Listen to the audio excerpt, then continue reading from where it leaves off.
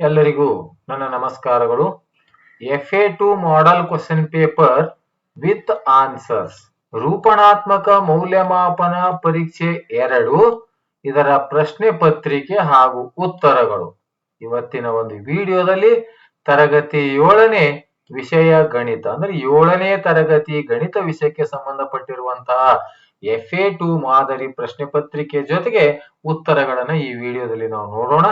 ಈ ವಿಡಿಯೋದ description box ನಲ್ಲಿ PDF ಲಿಂಕ್ ಅನ್ನು ಕೂಡ ಕೊಟ್ಟಿರುತ್ತೇನೆ, ತಾವು ಅದನ್ನ ಡೌನ್ಲೋಡ್ ಕೂಡ ಮಾಡಿಕೊಳ್ಳಬಹುದು ಅಂತ ಹೇಳುತ್ತಾ ಈಗ ರೂಪಣಾತ್ಮಕ ಮೌಲ್ಯಮಾಪನ ಪರೀಕ್ಷೆ 2ರ ಪ್ರಶ್ನೆ ಪತ್ರಿಕೆ 1ಅನ್ನ ತೆಗೆದುಕೊಳ್ಳೋಣ.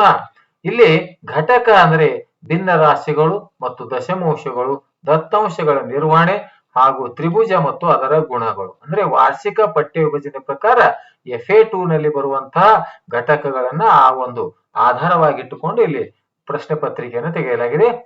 ವಿಷಯ ಗಣಿತ ತರಗತಿ 7ನೇ ಸಮಯ 45 ನಿಮಿಷ, ಅಂಕಗಳು 20 ಅಂತ. ಪ್ರಶ್ನೆ ಸಂಖ್ಯೆ 1, ಈ ಕೆಳಗಿನ ಪ್ರಶ್ನೆಗಳಿಗೆ 4 ಆಯ್ಕೆಗಳನ್ನು ನೀಡಲಾಗಿದೆ. ಸೂಕ್ತವಾದ ಉತ್ತರಗಳನ್ನು ಆರಿಸಿ ಕ್ರಮಾಕ್ಷರದೊಂದಿಗೆ ಬರೆಯಿರಿ. 1 ಅಂಕದ 2 ಪ್ರಶ್ನೆ, ಒಟ್ಟು 2 ಅಂಕಗಳು. ಈಗ 1ನೇ ಪ್ರಶ್ನೆ, 0.05 into 7 ರ ಗುಣಲಬ್ಧ 35, 0.35, 0.035, 0.0035 ಅಂತಕ್ಕಂಥದ್ದು. ಸೂಕ್ತವಾದ ಉತ್ತರವನ್ನು ಆಯ್ಕೆ ಮಾಡಿ ಕ್ರಮಾಕ್ಷರದೊಡನೆ ಬರೀತಕ್ಕಂಥ. 2ನೇದು 4, 3, 8, 5, 7, 6 ದತ್ತಾಂಶಗಳ ವ್ಯಾಪ್ತಿಯನ್ನ ಕಂಡುಹಿಡಿಯಬೇಕು. Option A 8, B 3, C 5, D 4. ಇಲ್ಲಿ ಕೂಡ ಪ್ರಶ್ನೆ ಸಂಖ್ಯೆ 2, ಇಲ್ಲೂ 1 ಅಂಕದ 2 ಪ್ರಶ್ನೆಗಳಿವೆ, ಒಟ್ಟು 2 ಅಂಕಗಳು. ತ್ರಿಭುಜ ಎಂದರೇನು? 4ನೇ ಪ್ರಶ್ನೆ, 3 into 5.1/5 ಗುಣಿಸಿ ಮಿಶ್ರ ಭಿನ್ನರಾಶಿಯಾಗಿ ಬರೆಯಿರಿ. 2 ಅಂಕದ 3 ಪ್ರಶ್ನೆಗಳು, ಒಟ್ಟು 6 ಅಂಕಗಳು. ಅದರಲ್ಲಿ 5ನೇ ಪ್ರಶ್ನೆಯನ್ನು ನೋಡೋಣ. ಒಂದು ವಾಹನವು 2.4 ಲೀಟರ್ ಪೆಟ್ರೋಲ್ ಬಳಸಿ 43.2 ಕಿಲೋಮೀಟರ್ ದೂರ ಕ್ರಮಿಸುತ್ತದೆ. ಅದು 1 ಲೀಟರ್ ಪೆಟ್ರೋಲ್ ನಲ್ಲಿ ಎಷ್ಟು ದೂರ ಕ್ರಮಿಸುತ್ತದೆ? ಪ್ರಶ್ನೆ ಸಂಖ್ಯೆ 6, ಈ ದತ್ತಾಂಶದ ಮಧ್ಯಾಂಕ ಮತ್ತು ರೂಢಿ ಬೆಲೆಯನ್ನ ಕಂಡುಹಿಡಿಯಿರಿ ಅಂತ ಪ್ರಶ್ನೆ ಇದೆ. ಮಧ್ಯಾಂಕ ಮತ್ತು 2 ಅಂಶಗಳು, ಮಧ್ಯಾಂಕ ಮತ್ತು ರೂಢಿ ಬೆಲೆ. ಕೊಟ್ಟಿರುವ ದತ್ತಾಂಶಗಳು 13, 16, 12, 14, 19, 11, 14, 13, 14. 7ನೇ ಪ್ರಶ್ನೆ, ಮುಂದಿನವುಗಳಲ್ಲಿ ಯಾವುದು ಲಂಬಕೋನ ತ್ರಿಭುಜದ ಬಾಹುಗಳಾಗಬಹುದು?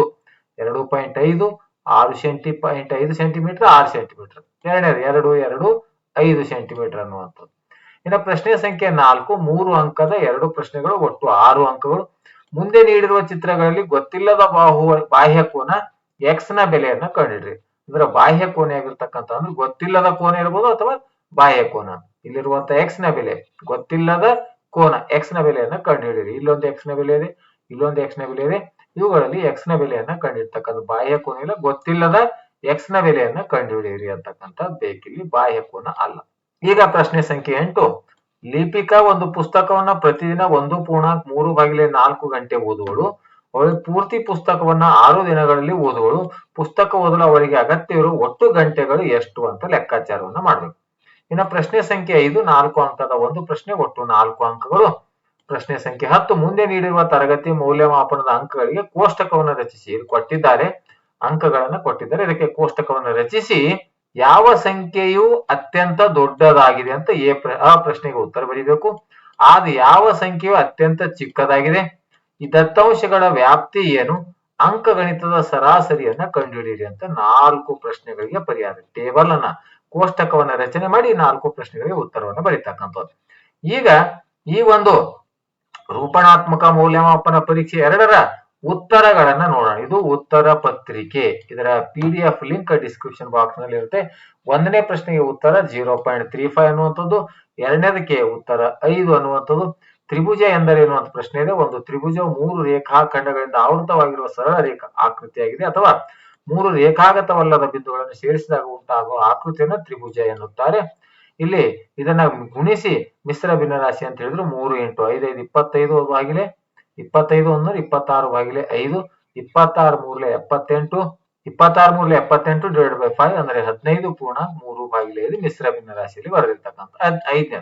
ಒಂದು ವಾಹನ, ಇದು ಪ್ರಶ್ನೆಯನ್ನು ಈಗಾಗಲೇ ಓದಿದ್ದೇನೆ. 1 ಲೀಟರ್ ಪೆಟ್ರೋಲ್ಗೆ ಚಲಿಸಿದ ದೂರನ್ನು 43.2/2.4 432/24 ಛೇದವನ್ನು ಹೊಡೆದಾಗ 1 ಲೀಟರ್ ಪೆಟ್ರೋಲ್ಗೆ ಚಲಿಸಿರ್ತಕ್ಕಂಥ ದೂರ ಎಷ್ಟು? 18 ಕಿಲೋಮೀಟರ್. ಈ ದತ್ತಾಂಶದ ಮಧ್ಯಾಂಕ ಮತ್ತು ರೂಢಿ ಬೆಲೆ. ಮಧ್ಯಾಂಕ ಅಂದ್ರೆ ಅದನ್ನು ಏರಿಕೆ ಕ್ರಮದಲ್ಲಿ ಬರೆಯಲಾಗಿದೆ. ಮಧ್ಯಾಂಕ ಅಂದ್ರೆ ಮಧ್ಯದಲ್ಲಿರುವಂತ ಬೆಲೆ. ಈಗ ಮಧ್ಯದಲ್ಲಿರ್ತಕ್ಕಂಥ ಬೆಲೆ ಯಾವ್ದಿದೆ? 14 ಇದೆ, ಇದು ಮಧ್ಯಾಂಕ. ಇನ್ನು ಅತಿ ಹೆಚ್ಚು ಬಾರಿ ಪುನರಾವರ್ತನೆ ಆಗಿರುವಂತಹ ಬೆಲೆಯನ್ನು ನಾವು ರೂಢಿ ಬೆಲೆ ಅಂತ ಕರಿತೀವಿ. ಹಾಗಾಗಿ ಇದರ ರೂಢಿ ಬೆಲೆ ಎಷ್ಟು? 14. ಇನ್ನ ಇಲ್ಲಿ ಎರಡು ಬಾಹುಗಳು, ಅಂದ್ರೆ ಬಾಹುಗಳು ಯಾವ ತ್ರಿಭುಜದ ಬಾಹುಗಳಿವೆ ಅಂತ ಕೇಳಿದ್ರೆ ತ್ರಿಭುಜದ ಯಾವ ಬಾಹುಗಳು, ಅದರಿಂದ ಲಂಬಕೋನ ತ್ರಿಭುಜದ ಬಾಹುಗಳು. ಇದನ್ನ ನೋಡಿದಾಗ ಇದು ಲಂಬಕೋನ ಅಂದ್ರೆ ಪೈಥಾಗೋರಸನ ಪ್ರಮೇಯದಲ್ಲಿ ವಿಕರ್ಣದ ಮೇಲಿನ ವರ್ಗವು ಉಳಿದೆರಡು ಬಾಹುಗಳ ಮೇಲಿನ ವರ್ಗಗಳ ಮೊತ್ತಕ್ಕೆ ಸಮ ಆಗಬೇಕು. ಇಲ್ಲಿ ಸಮ ಆಗಿಲ್ಲ, ಹಾಗಾಗಿ ಇದು ಲಂಬಕೋನ ತ್ರಿಭುಜವನ್ನ ಆಗುವುದಿಲ್ಲ. ಮೊದಲನೇದು ಲಂಬಕೋನ ತ್ರಿಭುಜವನ್ನ ಉಂಟಾಗುತ್ತೆ. ಎಕ್ಸ್ ನ ಬೆಲೆಯನ್ನ ಕಂಡುಹಿಡಿಯಿರಿ ಅಂತಿದೆ. ತ್ರಿಭುಜದ ಮೂರು ಒಳಕೋನಗಳ ಮೊತ್ತ 180 ಡಿಗ್ರಿ ಅಂತ ತೆಗೆದುಕೊಂಡು ಕೋನ ಎ, ಬಿ, ಕೋನ ಸಿ, ಕೋನ ಸಿ ಗಳ ಮೊತ್ತ 180. ಎಕ್ಸ್ = ಬೆಲೆಗಳನ್ನು ಆದೇಶಿಸಿದಾಗ ಒಂದನೇದು 70 ಡಿಗ್ರಿ, ಎರಡನೇದು 60 ಡಿಗ್ರಿ, ಮೂರನೇದು 40 ಡಿಗ್ರಿ. ಅದೇ ರೀತಿ ಲಿಪಿಕ ಒಂದು ದಿನದಲ್ಲಿ ಪುಸ್ತಕ ಓದುವ ಸಮಯ ಇಷ್ಟು.